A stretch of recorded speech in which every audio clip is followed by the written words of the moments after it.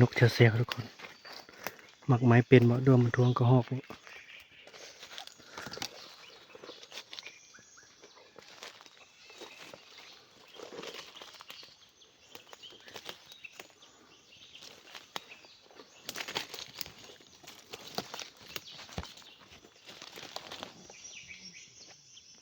ว่าให้วะ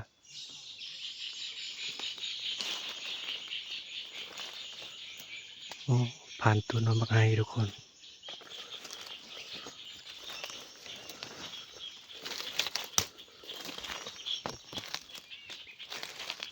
มีนกคอนโดกว่ะ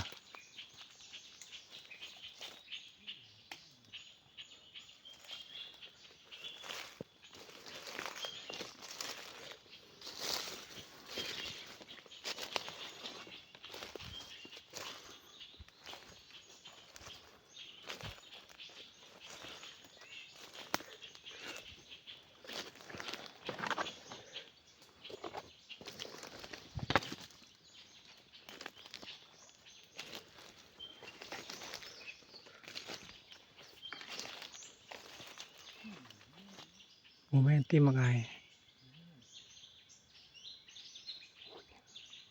ยิงแม่โอ้นกบกหลาย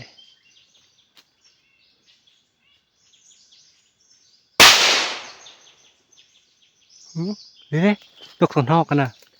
เฮ้ยจับมันได้จะยิงเหรอนกสนหอกนะโอ้จับคน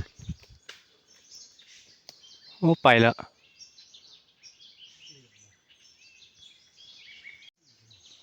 เบิร์ดมาหายซ้ำทุกคน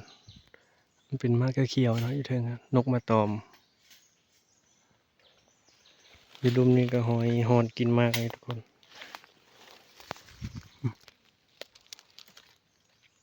มันแต่หอยหอนหอยเม่นกินเป็นเลยเท่านี้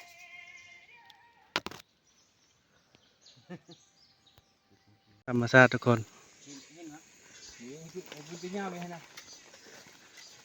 แต่กันวืดเลยมันก็เบื่อครับ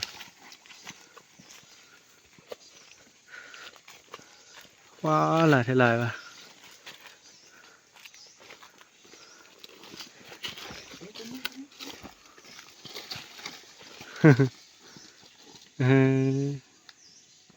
เพียบเลย